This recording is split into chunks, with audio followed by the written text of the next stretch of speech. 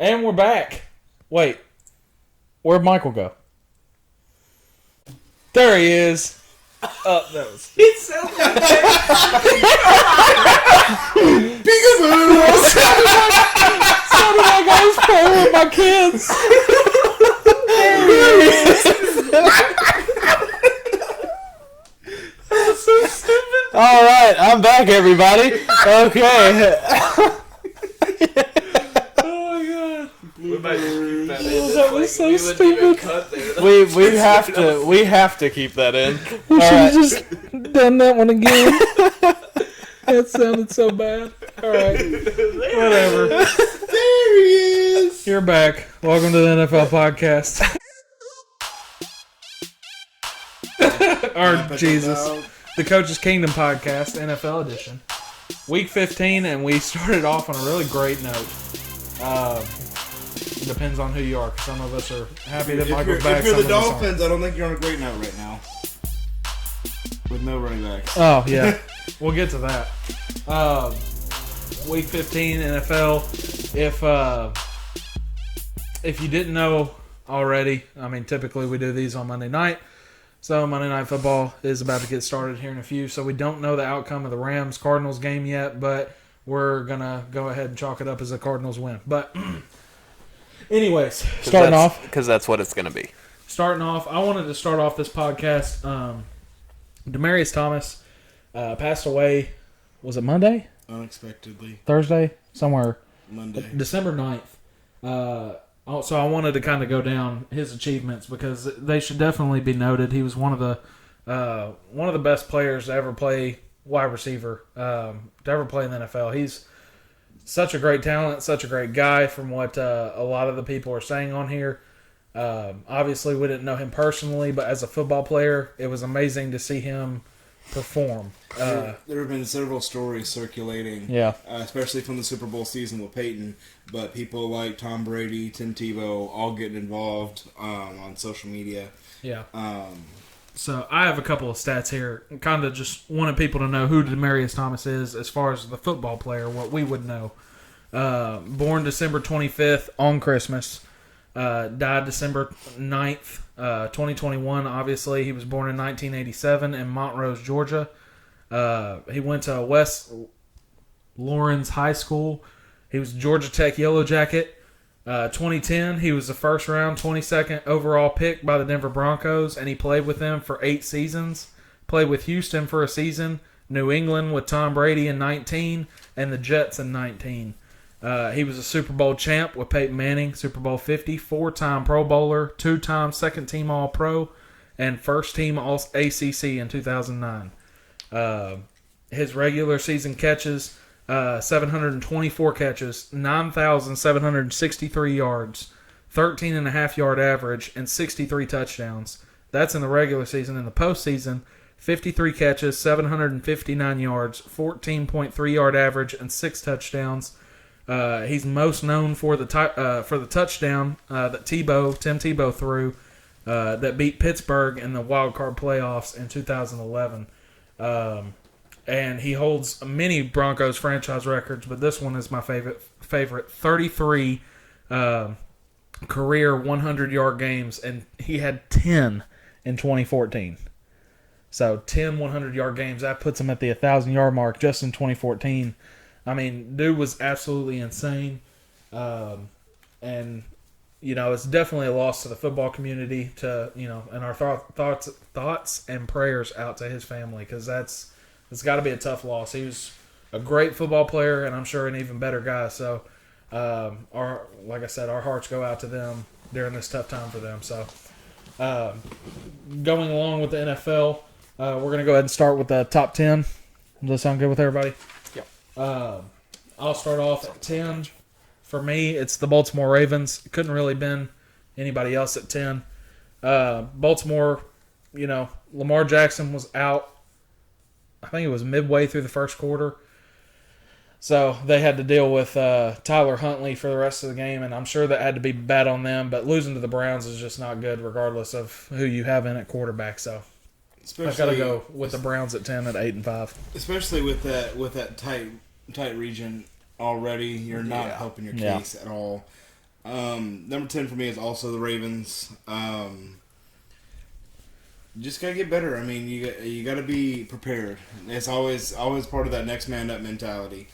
But I think as long as Lamar comes back healthy, they'll bounce back and rock and roll, rinse, repeat. Number 10 for me, I have the Chargers. They had that win last week, but I still don't like what I have seen out of the Chargers this year. I feel like they could be a lot better than they are, and I can't really tell you what's going on there, but something's wrong. Sure. They're so inconsistent. It's annoying. Exactly. That's what's wrong. You know when they're going to win. You know when they're going to lose. And you can't predict why they're inconsistent, but something's wrong within the organization, and they need to get it fixed because they have the talent to be top 5.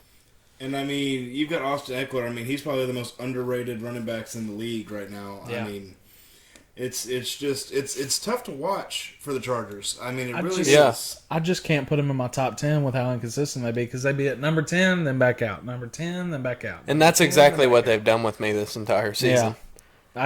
I've got to stop putting them in there at some point because, I mean, if they start to rattle off a few, who knows? But if they can't do that, then they're just going to be they're an 8-8 football team if there were 16 games, you know. And it just sucks for them because they're also in one of those tough divisions right now. Yeah. I mean, Kansas City and Denver both rocking and rolling. I mean, you got the Raiders who haven't been terrible until they were all rocking and rolling early in the season except for the Chiefs. So I mean, it looked like the Chiefs were going to be the worst team in that division, and then later in the season started, and you got the Raiders dropped off, the Chargers have dropped off, and the Broncos dropped off, and there go the Chiefs again. You know, it's kind of annoying at that point because you're like, maybe this is the year the Chiefs don't make the playoffs. You know, right? You're a few games out from no way back, and all of a sudden they just scream it out and make it. Yeah. At number 9 for me, it's got to be San Francisco. Someone's got to give them a little credit for what they've been doing because they've turned on a switch here. And I know they lost 2 weeks ago, but they had rattled off a couple in a row and then won this one against Cincinnati, who is a tough team to beat. Mm-hmm. But Cincinnati, to me, is another one of those teams that is so inconsistent. Yeah. You could win, you could lose. I mean, you know. And I think San Francisco kind of took advantage of that. I do think they have the better team other than Cincinnati. Now, Cincinnati's got a better quarterback, but I think San Francisco all around has a better team than Cincinnati does. So I could see San Francisco winning that game, but and people all the time forget that your team is not your quarterback. I mean, you look at the Rams, you have Jared Goff and a team around him, and he still struggled. Well, that team is that quarterback because you take the Niners, you give them Joe Burrow, Jamar Chase, and Giovanni Bernard. No, not Bernard. Bernard plays for the Bucks. Joe Mixon, who you're Joe Mixon, of. Yeah. But the Niners have decent running backs. They do. But even just giving them the quarterback and the receiver, and they'd be a playoff team without a doubt. And it would just be another receiver because Deebo Samuel's good. Yeah. They can use him in so many different ways. The only problem is the defense just has to take him away and Kittle and everybody else. And the 49ers are dealing with a mediocre at best quarterback. Yeah. If you give the Niners a good quarterback, this team could be Super Bowl bound. I mean, if Stafford, pretty much the same thing. The Rams were like the Lions in so many ways. I mean, the 49ers in so many ways that if Stafford went to the Rams, this is happening to the Rams now. If Stafford went to the 49ers, I think the 49ers will be in the same position because the 49ers are a quarterback away from a Super Bowl chance. You know? And don't get me wrong, Stafford is struggling right now. He's having some rough patch right now. But I think a majority of that is, one, Robert Woods is out, and two, I think the first week Beckham was there. It was it was like you're forcing the ball to Beckham to make him happy. Well, if you pay attention to Stafford's stats, he does kind of have these negative and then positive trends. You're going to go through stuff like that with pretty much any player. Yeah. So right now he's just in a slump. He's got to find a way to work himself out of it. Yep. That's it. And I've said it for years, and I know I said it on the podcast. Stafford is an elite quarterback. Yeah, he is. Even in Detroit, he was an elite quarterback. Yeah, he was surrounded by crap until Calvin Johnson. He was surrounded by a great player in Calvin Johnson. When Calvin Johnson retired, he was surrounded by crap. There you go. That's what I was trying to say the whole time. Number 9 for me is the Chargers. Same issue. They won't be there next week because it's their week to lose. But I don't know. I couldn't bring myself to put the Niners in, but I do like your compelling argument for them. And I'm glad they are getting some recognition somewhere. Yeah, they're the only 7-6 team I believe any of us have in there. So, number 9 for me is Baltimore. You didn't have Lamar last week, so I can't fault you too much. You're not as inconsistent as the Chargers, and I feel like you are better than the Chargers, even though you did lose that game last week. So I only dropped you to 9.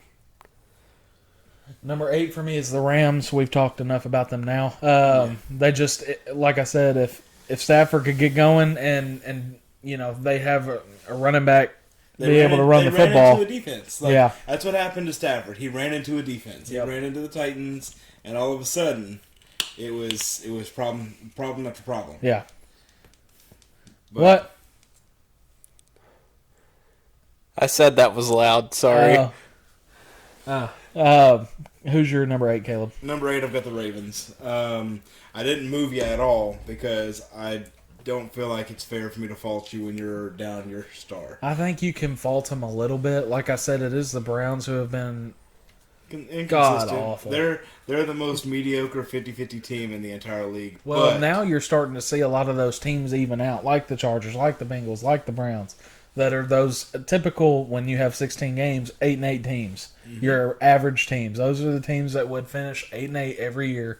And I mean, it's great for the Browns now because, it keeps them alive. Yeah, well, not only that, but they used to be 0-16, 1-15 or whatever. But now they're at least winning 8 games a year. But I just don't see them being any better with that quarterback. But as to what you were saying with Baltimore, I mean, I don't know if you.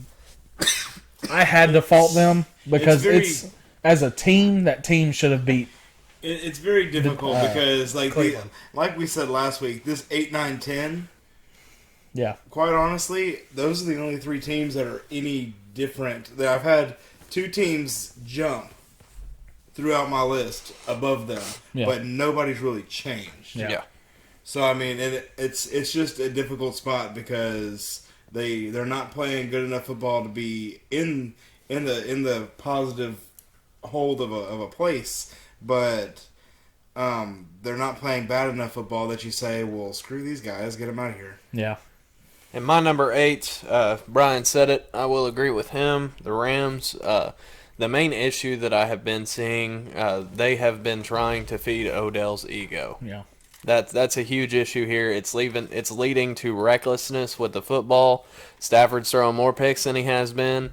Just trying to get the ball to Odell and feed his ego. Odell needs to realize that the difference between a great receiver and a good receiver is that when defenses realize that a good receiver is good and they start covering him, the great receiver can still get open.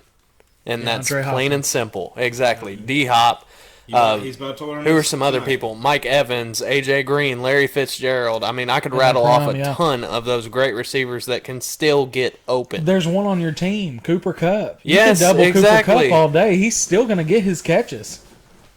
And Stafford hardly ever throws a pick when he's throwing to Cooper Kupp. I forgot the statistic, but it was enamoring, like crazy. Yeah. But, I mean, even when you're throwing to Cooper Kupp in double coverage, he's still going to catch the ball.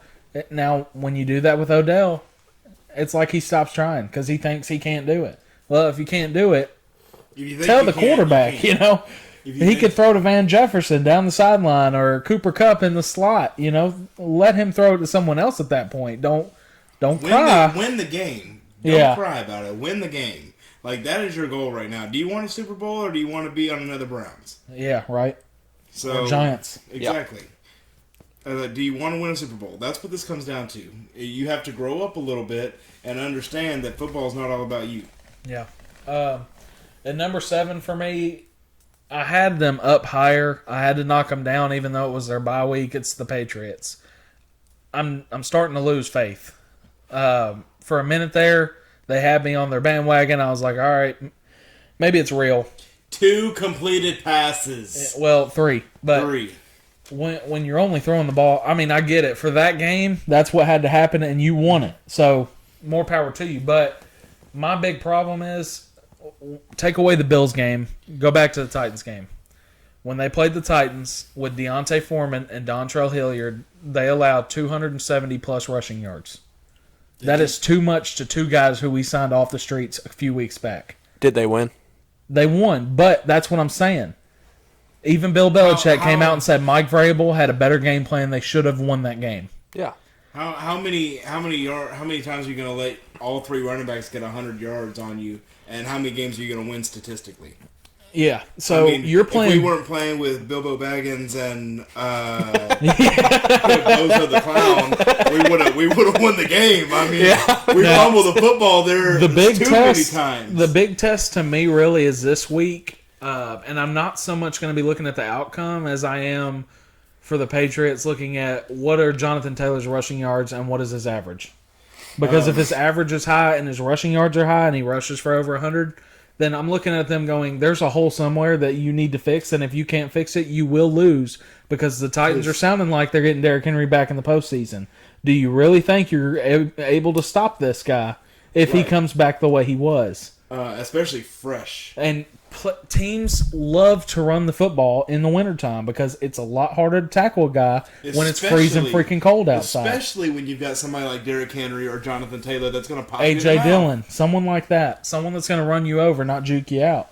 Right. Adrian Peterson was one of the best winter running backs. I mean, one of the best running backs ever. But in the wintertime, he got better because nobody wanted to tackle him. They were all making business decisions. Mm-hmm. Now, this is the time you start to get in that, okay, maybe we need to run the ball a little bit more. Maybe we are the ones that need to start taking some time off the clock instead of now, like I said, they only passed it 3 times in this Buffalo game and they ran the ball a lot. But that's why it was raining so hard they couldn't really throw it, so they made the smarter decision. And instead of the Titans throwing it 51 times in the pouring rain against Houston, that's so stupid. They ran the ball because we have 4 running backs and they've got 2, and they ran it 75% of the time, if not more. That, ladies and gentlemen, is the difference between a good and a bad offensive coordinator. Yes. That's it. Key pieces right You've got to, I mean, you can game plan all week for a certain thing, but the difference between Bill Belichick and every other coach in the NFL is that Bill is not afraid on game day to change the game plan. Right. He has faith in his players to be able to do that. Yeah, he even came out and said that was not the game plan. We did not know it was going to rain that hard. They honestly thought it was going to be sprinkling during that game, so obviously if it's sprinkling, you can throw the football. Yeah. But when it's pouring like it was, only putting the ball in a rookie quarterback's hands, not just a quarterback, a rookie's hands, you know? I'm not putting it in his hands. From Alabama, unfortunately. And Alabama quarterbacks, even though they're playing good right now, are not statistically great. Exactly. So, number 7 for me, they did not move at all from last week. The Cowboys. They played the Washington football team, won 27-20, which is about somewhere what we thought was going to happen. Because Washington has really got their stuff together all of a sudden. I mean, and it's not because you're bad. Like I said, there's only 2 times that somebody's been jumped above number 8 for me, and unfortunately, Cowboys didn't do it. Number 7 for me, Dallas. You jumped, I believe, 2 spots from 2 weeks ago because I wasn't in the one last week. Sorry, guys. It's all right. It was hard to find somebody else to put there, to be completely honest. I don't know if they deserve to be put that high, but it was hard to find somebody else to put there. Gotcha. Yeah, they're my number 6. Dallas they were inconsistent for a minute. They started out great, but Dak got hurt, and then they became inconsistent. So Dak and Zeke both out. Now they're both back in, but still, it's still looking like a shaky football team. You can't really. And what about Tony Pollard? Well, I would actually, he's a beast. I would actually make the argument. I would 110% make the argument that Zeke being out doesn't really matter right now. It's strictly Dak. Well, I don't know if it's strictly Dak or not because you're looking at 2: CeeDee Lamb, Amari Cooper, Tony Pollard, Zeke. I mean, you got guys on there to help Dak out. My whole thing at the beginning of this season, I was saying Tony Pollard is better than Zeke, and I stand by that. He ought to be starting. He does. He has definitely increased his workload these last several weeks, and really pushed his ticket. I don't know if he's better than Zeke. He's a starting running back in the NFL. He is a starting running back. I don't know if you can say better than prime Zeke. You can better than not Zeke prime Zeke, now. but Zeke right now. Okay. Yes. I see what you're saying there. Yeah. Yeah, I do think he is better than Zeke right now. I do think you have a 2 running back system, so you could take advantage of that. Start running split back. Anything. Help yourself out. You've got 2 guys where the defense isn't going to know where it's going. Plus, you've got Amari Cooper and Michael Gallup and CeeDee Lamb on the outside. So if you run a split back with those 3 guys in at receiver too, I mean, geez, that offense should be unstoppable. It should look like Arizona's playing every other team out there. This is probably one of the best built offenses right now if they can stay healthy. And you can't just dismiss the defense either. That defense is legit. I mean, Micah Parsons, if he wasn't, I mean, he's not only making the case for Rookie of the Year, but Defensive Player of the Year. I mean, dude is a beast. They moved him from middle linebacker when he got drafted. He played a couple games at middle linebacker and then moved to edge. And he has, I think he's 3rd or 4th in the NFL right now in sacks. Mm-hmm. Who's that linebacker that they have too? Leighton Vander Esch. Yes. He's good too. Love him. And I freaking love Trayvon Diggs. Oh, the only problem with him, him, though, is that if it's not an interception, it is a catch or a touchdown. It is horrible. It is bad. He can't break up that pass. Now, he's still young, though, so he can still learn. That's a learning point. Yeah. As long as he is in position to make a play right now, I feel like that's a good ground You feel comfortable putting him on just about any receiver in the NFL. And that's great as a defense to be able to say, hey, okay, we can X this side off because we know anybody's covered. A.J. Brown's covered. Yeah. So we can X this guy out because A.J. Brown's not getting the ball now because we got Trayvon Diggs covering. Let's focus on the other 10 guys. So that's always great when you can do that. You can do that with with Stephon Gilmore when he was with the Patriots. You can do that Tre'Davious White with the Bills. If they develop him right, he very well could be another Darrelle Revis type corner. Yeah, like one of the best, if not the best corner to ever play if he continues on this path. Charles Woodson type of player. Absolutely. Number 6 for me, they didn't move. Patriots. You were on bye week, didn't punish you, but at the same time, Brian's right. You gotta show us something. When you come back this week, that's it. You got to show us that you got to hold. You got to hold Jonathan Taylor. What's who they play this week? Right, the Colts. Yeah, the Colts. You got to hold Jonathan Taylor to maybe 100 with how good he is, but if not under. Yeah. Number 6 for me, Tennessee. I'm sorry, I hate to be this guy. Yeah. You did pitch a shutout. Unfortunately, it was against the Jaguars. Well, I don't know. Unfortunately, about that. Yeah. Well, I mean, there's definitely better teams that you could do that against. That's the point that I'm trying to get across. Yeah. There's a lot better teams that you could do that against. But you did pitch a shutout and you did win, so I did move you up a couple spots. You know when the last time the Jacksonville Jaguars were shut out? When? 2019. And they have been this bad, this long. The last time the Titans pitched a shutout at home was 2000. The last time they pitched a shutout was 2018. So give you any idea of how long that is? That was a year before I was born. Yeah, this is. that game was impressive defensively. It was impressive. Now, if the offense could just get going, Trevor Lawrence also threw 4 interceptions. This in is the last the 20 part. minutes. This is the part that I hate is because if you look at box score, you see Trevor Lawrence 4 interceptions. Trevor Lawrence threw 3 picks. 1 came off a receiver's hands, and Rashaan Evans got lucky, was in the right place at the right time. So you can't. And if I told you the Titans would have 4 picks and not one of them would be Kevin Byard, you would be like, season, who? No, I mean Kevin Byard's. I mean he's our interception guy. Yeah, get it, but this year he's not been like he leads the Titans in interceptions. 2 points to get across. And last year he had 1 pick. 2 points to get across real quick. This brings a huge push to the caused interception statistic. Yeah. The interception should count towards the wide receiver. If it is a catchable ball, it hits him in the hands, he deflects it, and the corner or safety or linebacker or whatever picks the ball off. That's how it should be.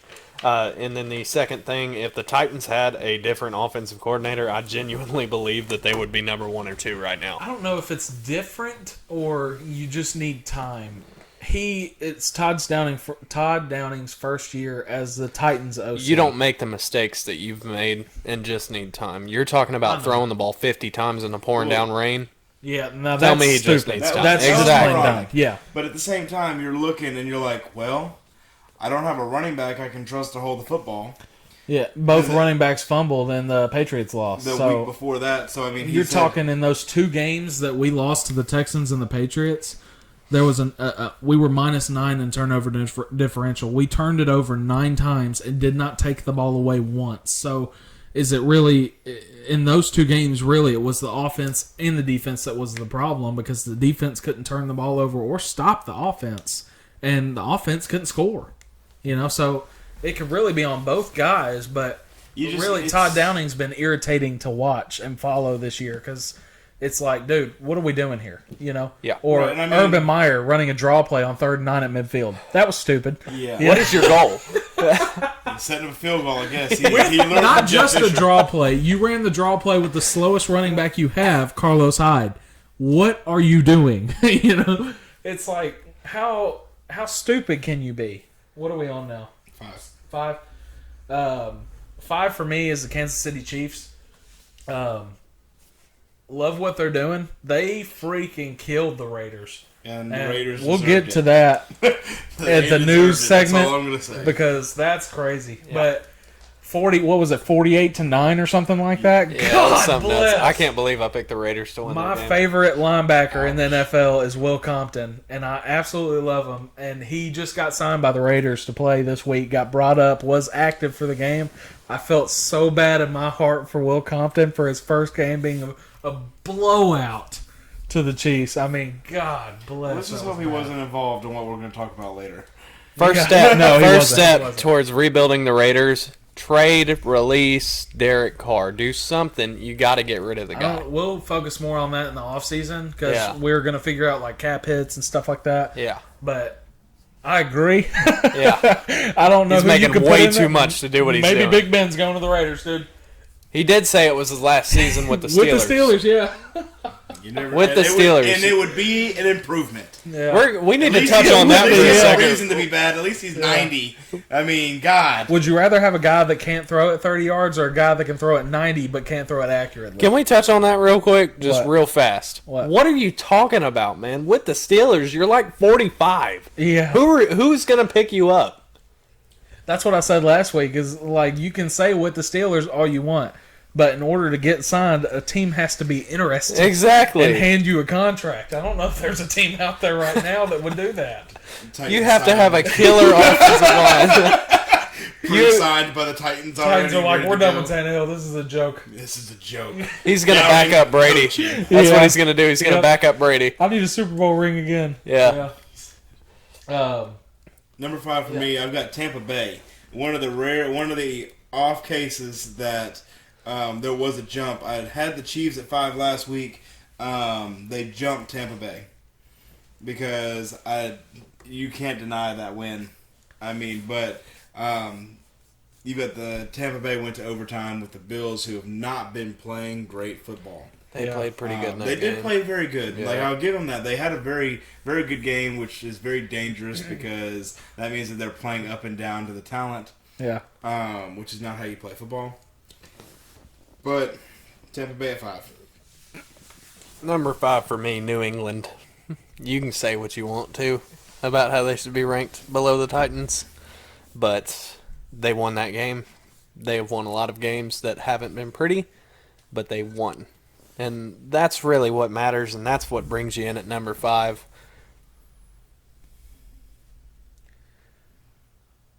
We have to take a pause for Mario Cristobal getting introduced as Miami. I thought you would want to see that. Yes.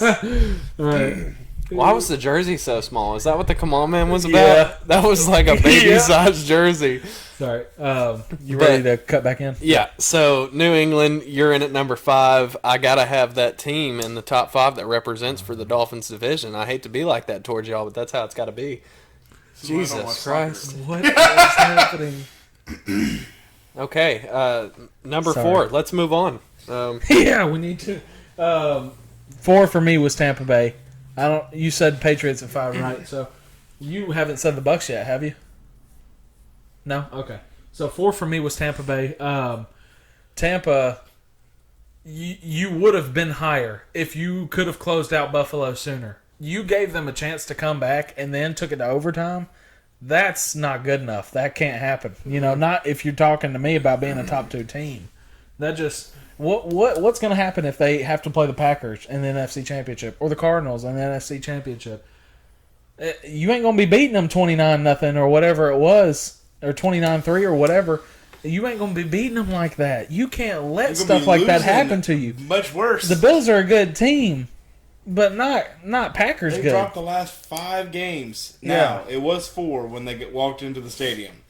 And I was ready for them to take it. Like, I was ready for them to take that game away. And I was like, all right, Bills. If they would have had one more touchdown before the Bills scored, that game would have been over. Buffalo never would have tried to come back. But the fact that you opened that door, you just let it open just a little bit. And the Bills went, okay, we'll take it. Try to steal one. Oh, okay. You're at 4. That's weird. I don't like that, but okay. Number 4, I said it already. The Chiefs. Good football. Can't deny your win. See you in the postseason. That's all I gotta say. Number 4 for me, Kansas City. Goodness, man, what a turnaround. That's all I've really got to say about them. What a turnaround. What happened? They, lit a match, and they're on fire now. I mean, Hall of Fame coach. Yeah. Andy Reid is no without joke. a doubt. You can't count him out ever. Does he offer to take all of his players to Waffle House after the game if they win? He's got to, because he goes every Sunday. You know it. He's that's a big dude. Is there a Waffle House that can seat 53 people? You can stand in room only, bud. Yeah. No. Take it outside of your car. Andy Reid don't care. He's at a table. He's head coach. Maybe just coach gets a table. D-Hop, J.J. Watt, and Kyler Murray all sit together. Maybe just the starters. There we go. Waffle House can seat 22. That'll work. Maybe. Yeah. On a good day. He ain't no joke, though. I mean, that team is... I mean, the weapons they have, and he still had...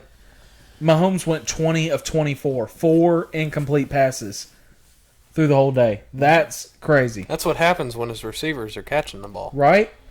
It's interesting to see how all of a sudden your team starts playing well and you start looking better. I feel like they came into this year and were coasting. All right, it was a lot of whatever. They were expecting everything to be handed to them on a silver platter. Then they realized that they actually have to work for it, and now they're working for it again, so they're doing good. Yep. So just read your mind. That was your 4? Yep, 3. That was your 3? That was my 4. We're at 3. Oh. Okay. 3 for me is the Titans, and I kind of went on a tangent there before, and I have to keep them up there. I mean, that defense came on, and yes, you can say it was against the Jaguars, but let me tell you something. A football team's a football team. That is NFL players. If they're playing in the NFL, they're in the top 1% of college. You know how hard it is to get a shutout in the NFL? I mean, let's turn it back around. Patriots beat the Titans, right? Titans beat the Jags. They won the game. That's it. Yeah, they did win the game. Yeah. They won the game. I mean, a win's a win, but a shutout, I don't care what the offense scored at that point. Your defense already won you the game. All you had to do was kick a field goal. 3 points would have won the game. Get a safety. You would have won the game. 2-0.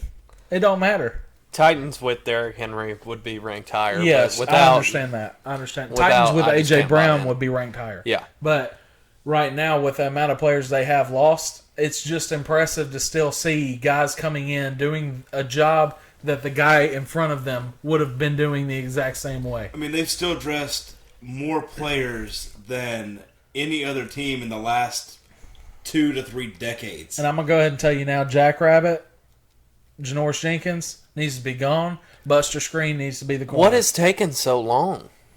They try to Are they watching film? They're trying to give the veteran the chance. I get it. I'm telling you right now, Buster Screen is a lot better. I mean, his second game as a Titan, he gets a pick.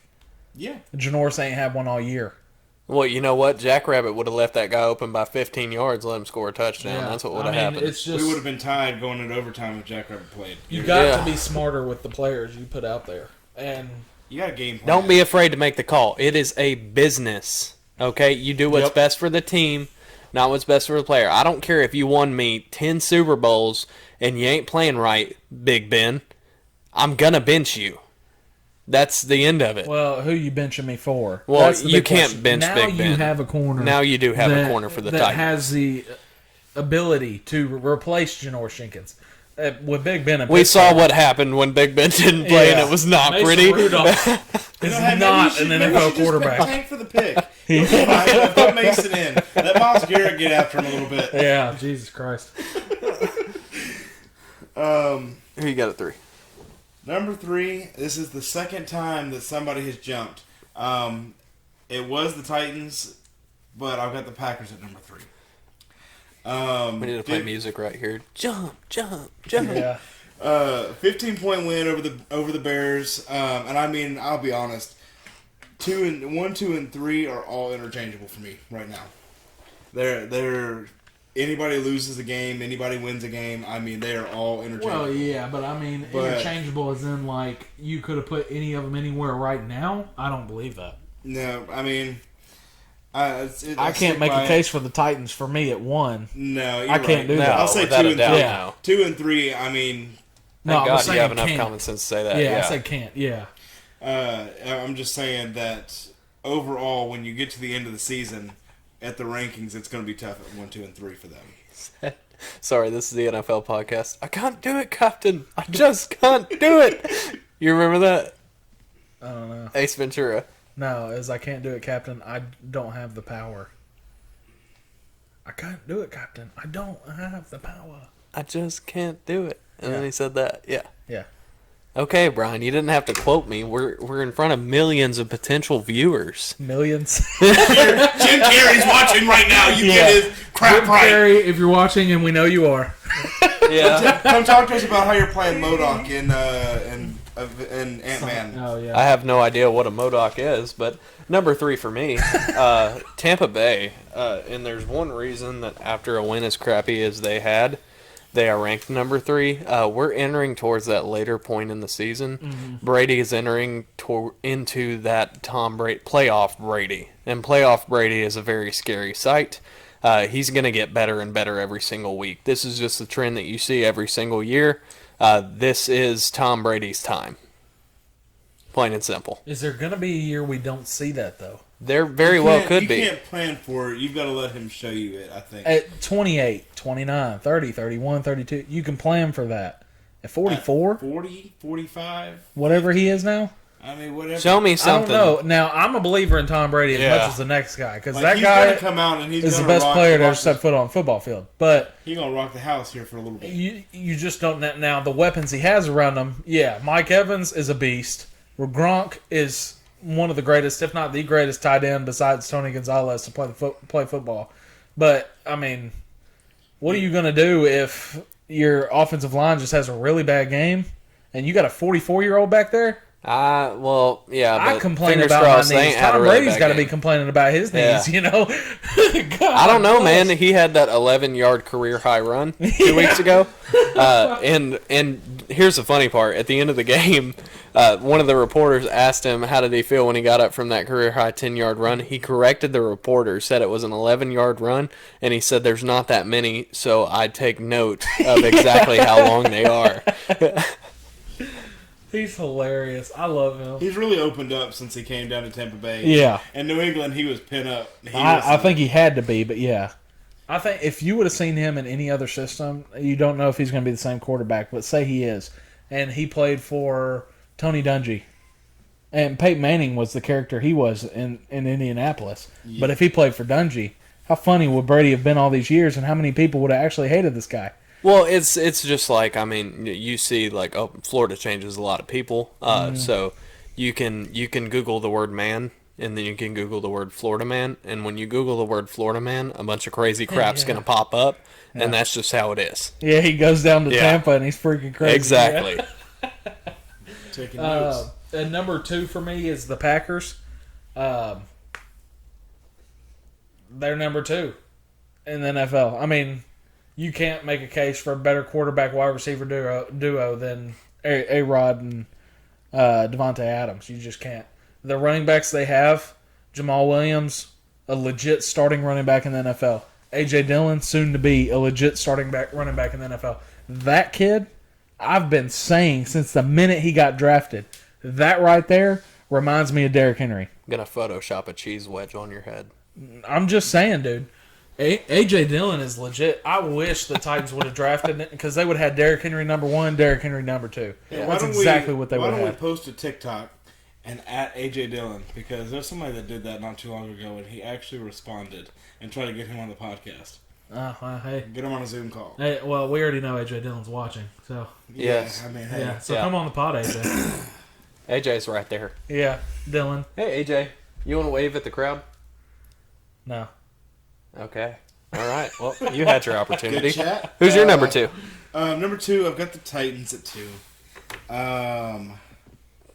You won the game. You had them higher than us for many weeks, so don't. I did. It's our turn. I did. It's our turn. Okay. It's I'm gonna sit back and let you talk. Have your little rant. turn. I mean, there's not really a rant to have. I mean, there's not much of a case. We've already talked on the Titans a lot. More injured players than anybody in the last decade, 2 decades, 3 decades. More injured players than anybody in NFL history. NFL history. Well, what's the number? Like, I think it was higher than We had dressed. The number was 86. Yeah. Dressed players that have actually played in the game, not just dressed players, but played in the game. We've almost played 90 now. Yep. I think it's 89 right Yeah, now. and you have 43, 44, 46 guys, I think, that can actually dress out for a game. Mm-hmm. So 46 guys that could dress out for a game. Yeah. You got over double that. And you broke that 2 weeks ago. It wasn't broken this week. 2 weeks ago you broke that record. And, I mean, you had a stumble against the Patriots. You had a nice little stumble stretch there, kind of falling apart, but you picked yourself back up. You got Julio back. He actually looked good, in my opinion. He looked pretty decent. He's just lacking explosiveness. Right, and that with comes the with older, age. yeah, that comes with exactly. age. He's aging, which It'll is help him to unfortunate. have another receiver that can When actually A.J. Brown run, comes that back. will demand attention. Yeah. You get A.J. Brown or Julio Jones one-on-one with guys, that's when you start getting into Julio's dangerous, type of talk. Mm-hmm. But right now he's getting doubled. And now he had one where they flipped it out to him in a little screen pass and he got tackled, but that was a really good play by the corner. So you can't really blame absolutely. Julio for that. That's not his bad. Like, I mean, there's only so far you can go when he's tying your shoelaces together and he's wrapped all the way around you, spinning you to the ground. And Jacksonville does have some good players. They just don't know how to use them. They got a crap coach. I'm going to talk about Urban Meyer later. We'll do that. We'll in the talk news. about Yeah, that later. trust me. That'll be later. This will be a longer pod. But I will say, I mean, the defense was there. It was a shutout. First home shutout since 2018 or 2000. Second shutout in the last 3 years. The last one was in 2018. Yep. The last time the Jaguars have been this bad for years, and the last time they got shut out was in 2019. I mean, you played good football. That's why you're at 2. Yep. Not much else to say. Number 2 for me, Green Bay. You won. That's enough to keep you there. Didn't they? Yeah. Yeah. Okay. They lost by 20. No, they didn't. Go ahead and say who you won us. You want to all say it at the same time? 1, Oh, 2, so you- 3. Arizona? Yeah. Okay. 3, 2, 1. Arizona. Cardinals, yeah. All right. Do we need to dispute this at all? Talk about this at all? I No, think they've I been thought number you 1 were pretty going much all different. season. No. Okay, so, I mean, it is. Arizona is the best team in the NFL. Yeah. You can't compete with Arizona right now. No one can. Super Bowl winners. No, I don't know about that. Yeah, I doubt it. But yeah. I mean, they're looking legit. Their playoff experience is lacking, but Yeah. they'll beef up. They'll make it past the first round, I think, at least. Right. Well, they will because they'll have the bye week. But we'll get into that talk here soon, too. We're going to go into the news, and Michael's got some things. Go ahead. Okay. First off, Bears fans, Aaron Rodgers still owns you. So you can be mad about that. It is what it is. Move on. Grow up. Rams cornerback Jalen Ramsey and receiver Tyler Higbee joined COVID-19 reserve list. If you don't know what that is, they have the Rona, and they will be out for a little bit. Buccaneers head coach Bruce Arians states that he has not decided about the future of wide receiver Antonio Brown, whose 3-game suspension is set to end after this week for producing fake COVID-19 vaccine Now, can cards. I say something about that real quick?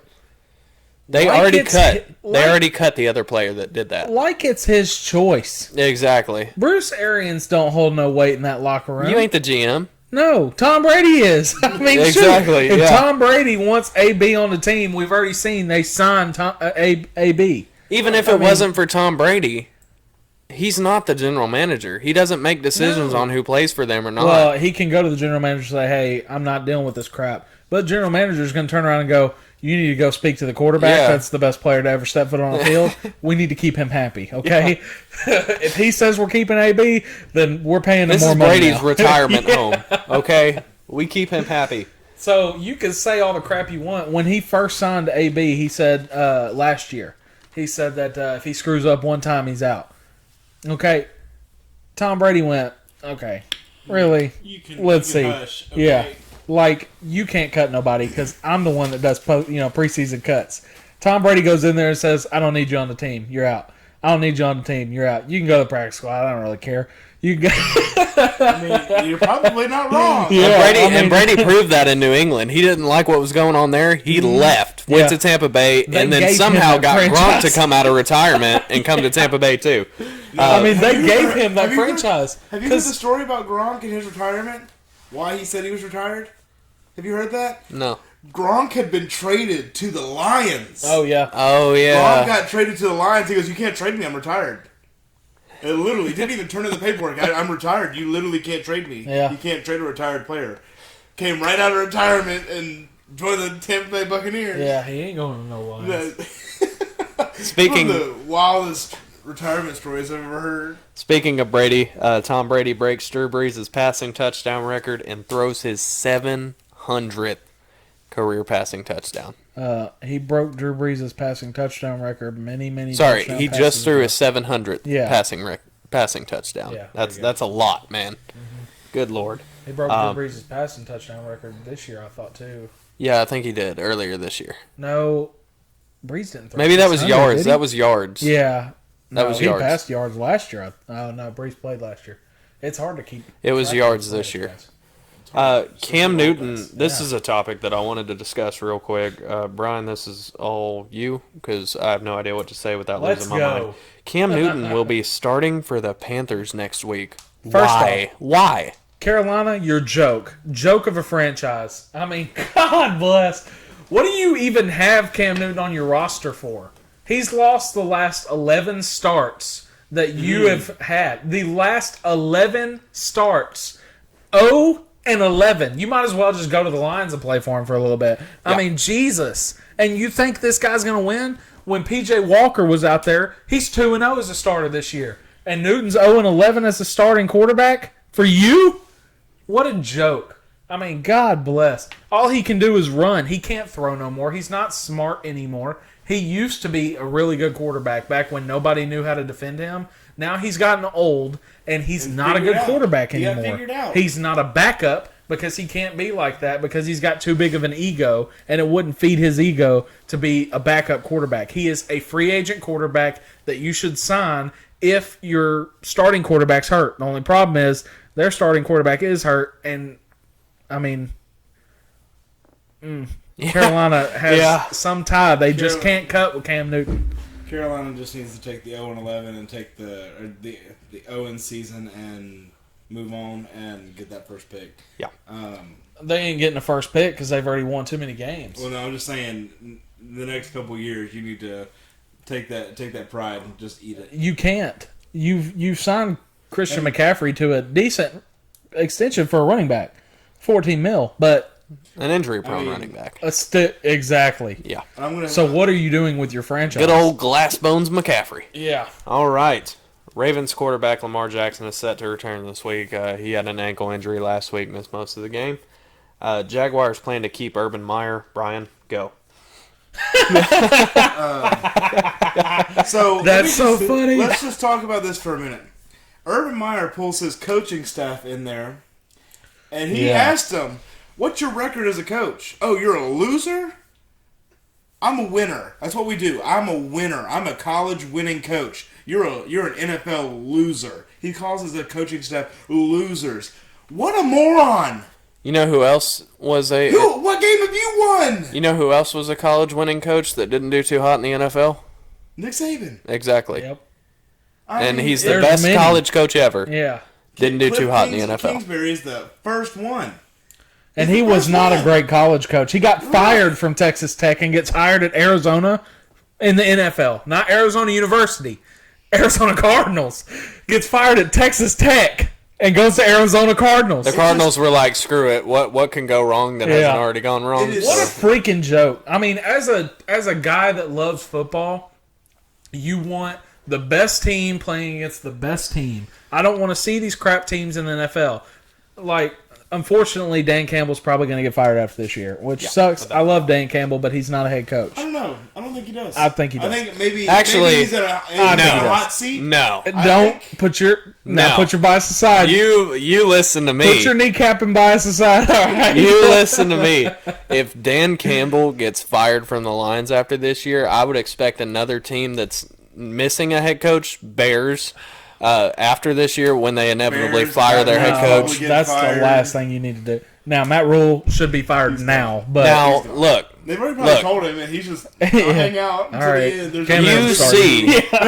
end. You see what he has done with the Lions, and the Lions with Matthew Stafford and the Lions with Jared Goff are two completely different teams. They are significantly worse than they were with Matthew Stafford. Yeah. You see what he has done with that team and how close he's came in all of these games, and you tell me that with some decent dadgum talent on his freaking team, he is not capable of at least being a playoff coach consistently. But you got to think about the teams that fire their head coaches. These aren't game planning issues. That's my problem. But the teams that fire these head coaches, they're firing them for a reason. Because they can't coach. So if he gets fired by the Lions, it's because he can't coach. And I really don't think it's the issue. He has been close, but that's great and all. I mean, how many times can you lose by a freaking field goal? Right. I mean, those he's just got bad luck. Yeah. The games go a different way, and you got 5 or 6 wins. I mean, the games flip just a hair. Yeah.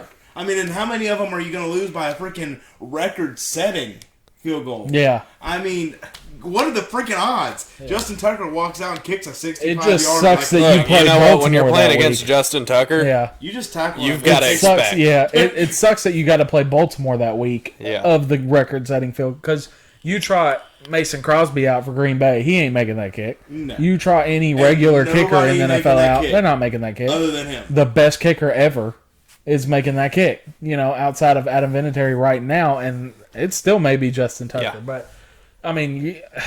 What a joke Jacksonville is. Jacksonville is probably the. Do you not want to get better? James Robinson had 6 carries for 4 yards. Why is he only getting 6 carries? He was 1,000-yard back last year. I mean, is Carlos Hyde really that good? No. Did you see what he did last week? I mean, Jesus Christ. Well, didn't Urban Meyer coach Carlos Hyde? Yeah, it's an Ohio State guy. That's exactly what it is. That's what it is. He's Ohio State bias. Yeah. This is why Ohio State can suck it. Okay? Yeah. You're ruining Jacksonville. Yeah. Well, Jacksonville was ruined before you got there. He should have never been an NFL coach. Urban Meyer is not an NFL coach. Imagine if you have somebody different. You get anybody different at head coach. You hire Jeff Fisher. Yeah. You probably win a couple more ball games. If you still had Doug Marrone. You'd win a couple more ball games. You'd win a couple more. Now, whether or not that's what you want, it doesn't matter. I mean, geez, it's like, what are you doing to that franchise? Jacksonville's got to be saying, hey, Shad Khan, you either need to sell the team or figure out something new here, because either the GM's complete total moron, which obviously he is, or same thing with the Bears. Yeah, exactly. There are several GMs that are in question right now. There are Lions. Honestly, without a doubt, Lions. The dumbest mistake was him bringing Tebow into that locker room. Yeah. Well, that was the Florida bias. He's reaching into his college and going, hey. Oh, yeah. You want to sell some jerseys? I want to make some extra money. I mean, his starting group would have been Tim Tebow at quarterback, because this is what Urban Meyer would want. Tim Tebow at quarterback, Carlos Hyde at running back, and then you have Aaron Hernandez, who's now dead, but Aaron Hernandez at tight end. What are you doing? Is your bias towards Ohio State and Florida really that bad? I mean, geez. Is it that much worth it to lose these games because your bias is getting in the way? Yeah. Like, I mean, we rank these teams like we all have a fandom, okay? We all have a team that we want to be a fan of. You don't see Michael putting Miami at number 4. Yeah. God, no. I mean, no. Or Jesus. ranking them in the top 25 when you're talking about the Hurricanes. Oh, no. I mean, it's just not. It's not It's realistic. not logical. Yeah. You gotta be like when that's the biggest thing, and I can say, coaching at the high school level, the biggest thing you learn is you have to be a realist. Yeah. You have to be realistic. You cannot I can't tell you how many kids that I coach that yeah, I've known you since you were 6 months old, and I've seen you grow up. But guess what? You riding that bench because you can't play football. Yep. Sorry. AJ. Hate it for you. Sorry. AJ. We love you. Brian. What? I'm just messing with you. Yeah. I get so frustrated with these coaches because, in very realistic terms, the three of us could do a better job than Matt Rule and Oh yeah. Matt Nagy and Nagy. Urban Meyer. Yeah. Nagy. I feel like that's how he introduces himself. Yeah. Yeah. My name Nagy. Yeah. Excuse me? Did you see? Okay, here's the thing about Matt Nagy, okay? This happened a couple weeks ago at a Chicago Blackhawks game. You might know about this. They chanted at a hockey game. Oh, yeah. Fire Nagy. Yeah. I mean, I feel like this year... This is football! I feel like this year is the most easily predictable fired head coach's year. Yeah. I mean, Yeah, you without a know doubt. who's going to get Without fired. a doubt. At least the hot seats. Yeah. I mean, you know who's going to get fired. You know Nagy's gone. Yeah. You know Rule's got to be gone. And he fired his offensive coordinator, and I told y'all, that is just smoke on glass right there. You don't need to see the real problem because we want you to think the real problem's the OC, Joe Brady. And you're right. But it wasn't. And like we said, last week we said it wasn't going to do anything. It wasn't going to change anything. It was just he's trying to cut all the ties first. Yeah. To keep And time. Carolina did this to themselves. You hired Baylor's head coach to come coach your NFL team. Baylor against an NFL team, that's not realistic right there. I mean, That's not going to happen. They are good translation players. They yes. are giant slayers.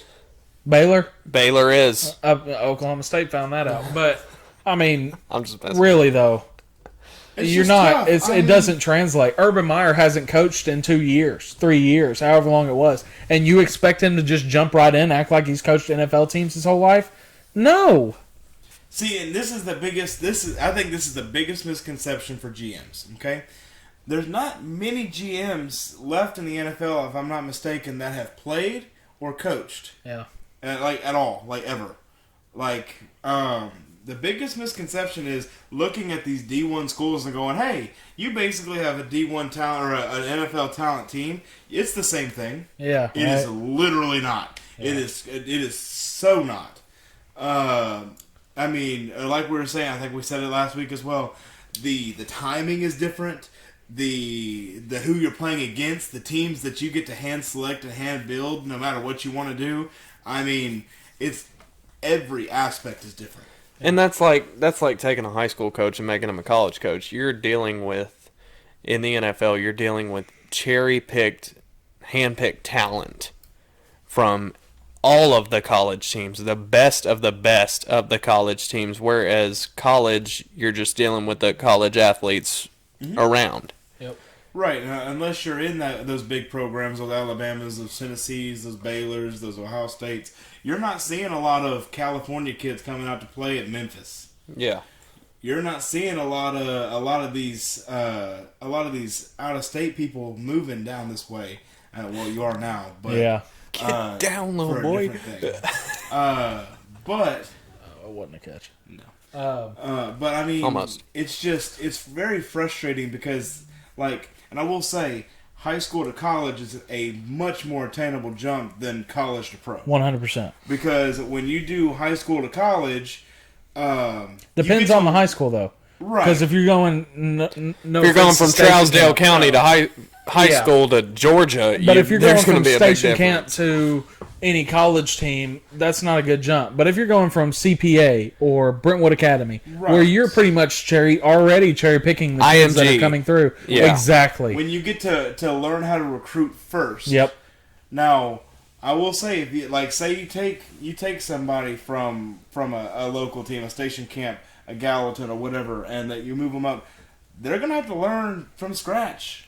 It's going to take time, and that's what college programs aren't understanding. NFL programs are doing the same thing now. And they don't want it to take time. They don't want to take that 5-year period. Cleveland had to take the long route.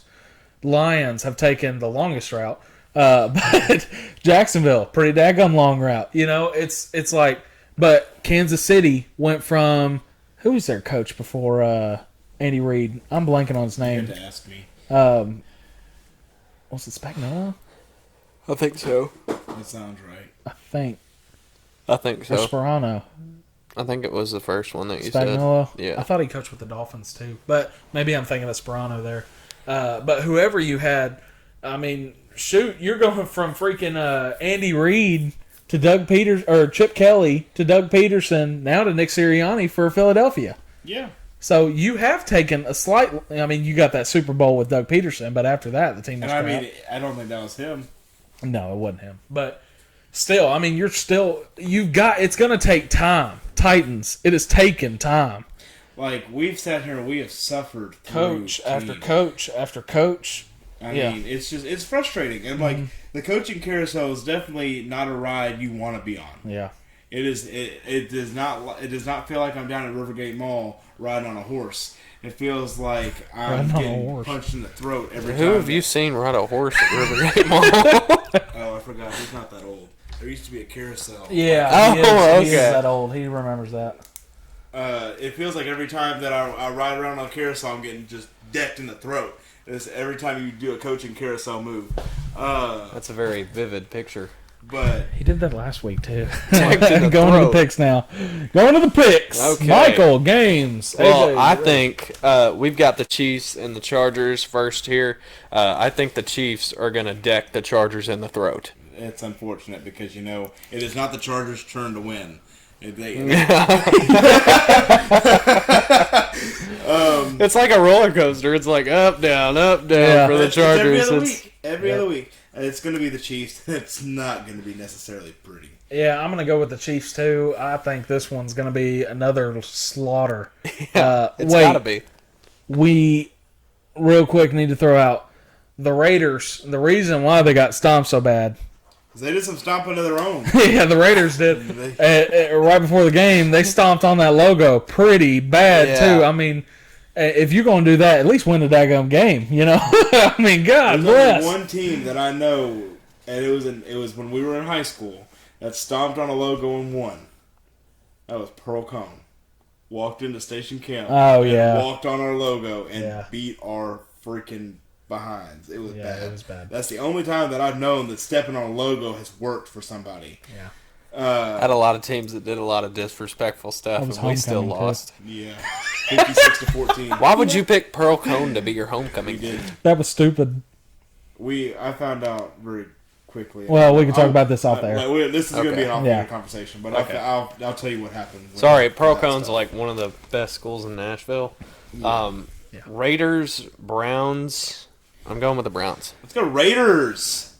Raider Nation. They pull a win. Raiders. I'm going to go Raiders, too. You can't lose that bad to the Chiefs and then come back and lose to the Browns. You can't do it. Don't do it. Patriots, Colts. Taking the Patriots. I got to write this down. You said taking the Patriots? Yes. You know what?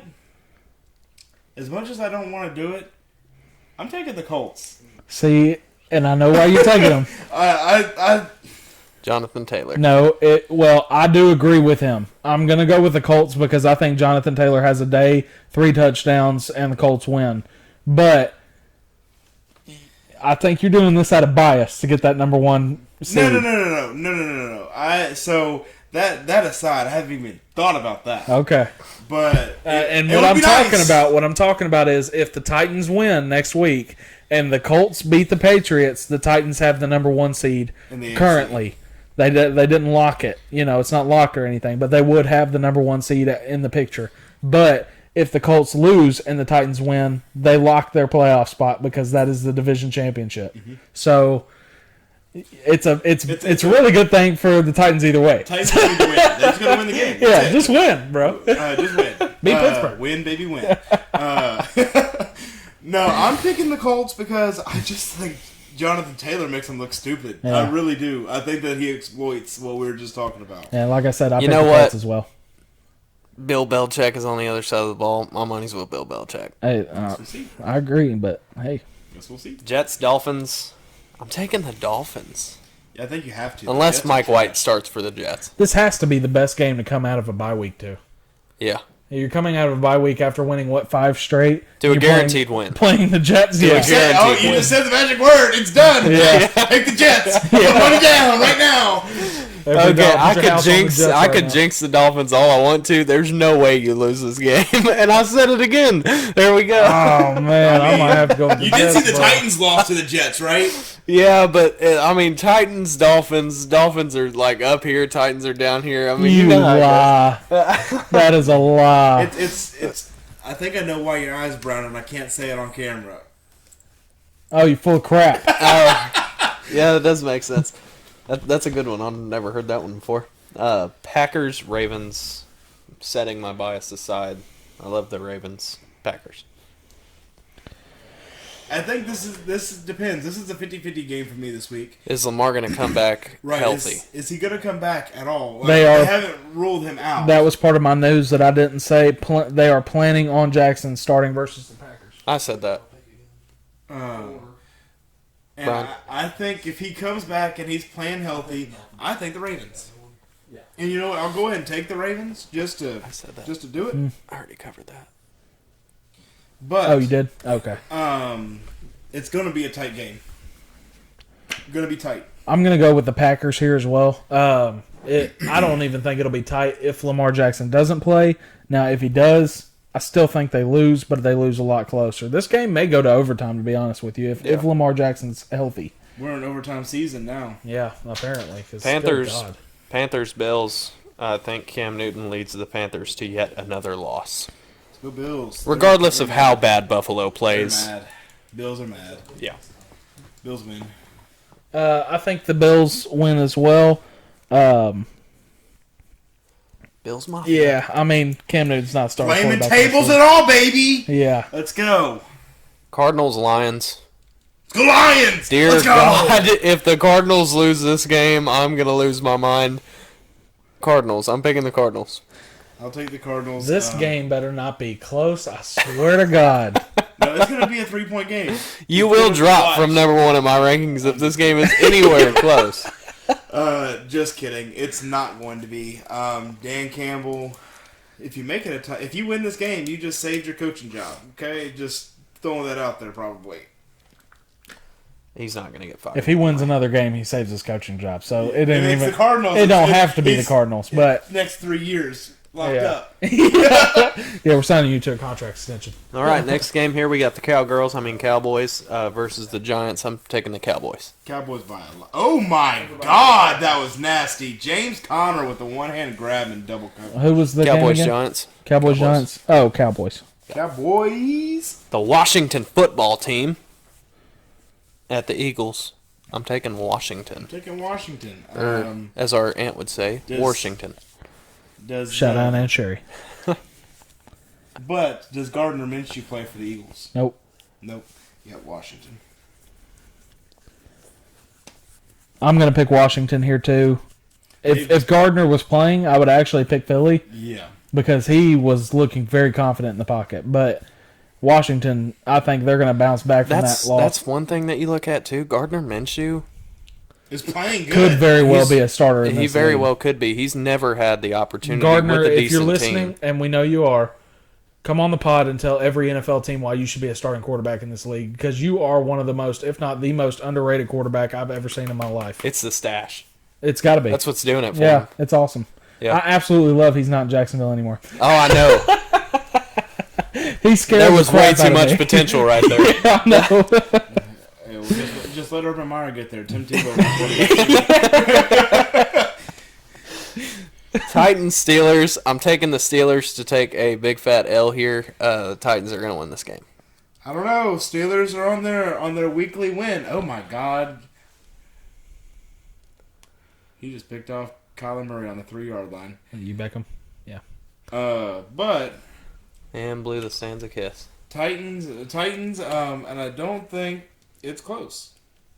Unfortunately, Steelers, you're just playing like garbage. Yeah. So I'm going to pick the Titans as well here. Call it bias, call it whatever you want. I honestly think Titans are just a better football team. Pittsburgh just doesn't have it anymore. They've lost their role they were on, and Chase Claypool's getting benched this week. He's not going to be starting. So I believed into the hype too much. They were releasing him. That was something I was going to talk about. Got to make TikToks in the middle of the game. Real quick for Chase did he do that? Huh? Probably. I mean, That's what the celebration was for. TikTok. A TikTok. He wanted to be able to post it. Yeah. Are you kidding me? In the middle of, not just the middle of a game, in the middle of a 2-minute drill. That's what that was? Yes. Ryan Clark didn't see a problem with it either. So yeah, go ahead Clark. real quick. Yeah. Chase Claypool is mentally and emotionally underdeveloped as he is physically overdeveloped. He only cares about himself, and that self-centeredness is part of what's bringing down the Steelers team and organization. Odell! Quite literally, you've got Chase Claypool, learn from Juju Smith-Schuster, learn from Antonio Brown. I mean, they just think, think they run this and everybody, the ground. Everybody dogs on Terrell Owens. Terrell Owens just wanted to win a daggum football game. That's all he wanted to do and have fun doing it. And he did. Chase Claypool could care less about winning. He wants to win himself. That's all he wants. He wants to. If he has 1,000 yards or 2,000 yards receiving, let's say that happens, and they go 0-16 or 0-17. He could care less. He's like, hey, I got 2,000 yards receiving. 2,000 yards receiving and 2.5 million followers on TikTok. Let's see how many followers he has on TikTok. I'm lot more than 2.5 million, I guarantee you that. I guarantee you. What's we next can go game? ahead and shift. Texans, Jaguars. Game of the week. Jaguars. I'll take the Jags as well. Jaguars. No, actually significantly less than 2.5. He Really? has 1.8. Oh. Wow. Is an NFL player? I'm taking the Texans. Probably. Give me Davis Mills. Yep. Jaguars suck. Jaguars do suck. Bengals, Broncos. I'm taking the Broncos. I mean, I can't deny them anything after last week. I will say this is another 50-50 game this week. This is the week for the Chargers to lose, which means this is the week for the Bengals to win. Bengals are going to win this game. They lost last week. It's so unfortunate. Falcons, 49ers. I'm taking the Niners because Matt Ryan leads the league in picks. I'm taking the 49ers as well. Falcons are bad. Yeah. Matt Ryan retire next year. Seahawks, Rams. I'm taking the Rams. I will take the Rams as well. We're going to have too many guests. We'll have them on all. We're going to have to start doubling people up. Yeah. It's all right. Yeah, let them argue. Bring Eddie George and Ray Lewis on at the same time. See what happens. God. We wouldn't have a podcast anymore. It would be a fight. I'm going to take the Rams too. I do think Seattle looked great against who they played 2 weeks ago. Me. Who they played 2 weeks ago? I forgot. Nope. The Seattle looked great against them, but they looked terrible last week against the Texans. That was bad. That was a bad game. And yeah, you won 33-13. That's garbage time crap. Yeah. Saints, Bucks. I'm taking the Buccaneers to win this one. Bucks, and I think it's tight. These are the only two teams in contention for their entire southern quadrant of the NFC. I think it's a tight game because every single game has been tight for the freaking Bucks this season, seems like, with the exception of a handful. Tom Brady's record against New Orleans is not good since being a Buccaneer. I'm taking the Saints. Vikings, Bears. Let's go Vikings, baby! I'm taking them again! 3 weeks in a row! I think the Bears are going to actually make Kirk Cousins look good, and it's really hard to do that, but yeah, they're going to make it happen. I mean, the Vikings have been making themselves look good, man. Yeah, Kirk Cousins for MVP. Hey, I didn't say it last I didn't say it last week, but the Thursday night football game between the Steelers and the Vikings was just the bowl of the people who couldn't beat the Lions. Yeah. Yeah. Wow, that's crazy. I didn't even think of that. Wow. All right, Brian, close her up. Oh, wait! Oh, do not tell me that's Monday Night Football. Yeah, it is. Are you freaking kidding me? The Bears-Vikings? That's a primetime game, okay? That's going to be a close one. That's such trash, dude. Trivia question for last week was, which Detroit player was drafted second overall in 2007? Only one of the best receivers to ever play the game, and his nickname was Megatron. Did anybody comment under the video? The only person to get it right was Michael's girlfriend, but she gets half a point because she didn't comment it on the dang video. We need to keep a chart up here and have like half ticks and full ticks. Yeah. People who comment on so videos. you get half a point. Next time, comment on the video and then text your boy, okay? So it is Megatron. His name is Calvin Johnson Jr. Yeah. And he will be a NFL Hall of Famer at some point. I don't know. He is a Hall of Famer. Is he already? Yeah, he's a Hall of Famer. First ballot. I was half tempted to tell her that she got it wrong because she didn't put the junior on there. Yeah. But Calvin Johnson's you got it right. right. Never played in the NFL. That could also factor into how you got a half a point. I'm sorry. Yeah. Trivia. So a third of a point. For this week. Which player has 40% of the touches of an NFL team's offense and 0 fumbles? Which player has 40% of the touches for an NFL offense and 0 fumbles? They're not going to answer because they already know. Yeah. Brian guessed it right. Barry Sanders. Wrong. Player this year. They do play in 2021. Not 19. 40% of the touches this year. Out to about 223 touches. Yeah. For this, Adrian for this Peterson. player. Yeah, right. 4 games and he's already hurt. My back. Yeah. Michael. We were actually talking about that. What was it, Sunday? Yeah. And Brian was like, he bent over to pick up his kid, and then he was like, my back. And I said he was stretching before the game, and he went down to touch his toes, came up, and he was like, oh, my back. Yeah. AP, we love you. Have you on the pod and talk about your back problems. If you come on the pod, I'll buy you a cane. Yeah. We'll get you the little tennis balls for your walker. We can cut them for you. We'll ride on Hall of Famer. Decorate them and paint them. Each ball is 2 colors of each team you've ever played for. It wouldn't be 2 colors. He's played for like 6 teams now. It's fine. Yeah. It's fine. 6 All right, days. Brian, close her up. All right. Make sure you like, comment. You know who you are. Subscribe. Everyone. Yeah. Literally everybody in the entire world. Yeah. I don't care if I wake up to 7 billion comments. Do it. If you know the answer to the trivia, comment on the video. Please. Share the video. And then text me. Yeah, and then text Michael. If you don't have my phone number, there's a reason for it. Yeah. You know what? Also, I'm gonna up the ante. If you share the video, we will personally shout you out next week. Yeah. If you share the video this week, if you share the NFL and if you share the NCAA, that's a double shout out. That's two opportunities. Yep. Also, go follow the TikTok. I think we might start doing something with that. I don't know. What's the TikTok name? At the real Coach Collins right now. At the real Coach Collins. At the real Coach Collins. Go follow it on TikTok. That is at TheRealCoachCollins. I almost messed up the spelling, but that's what it is. Yeah. At the real Coach Collins on TikTok. We will be making a Facebook, Twitter, Insta soon. So stay with us. We love y'all. Peace. Instabook, Face Talk.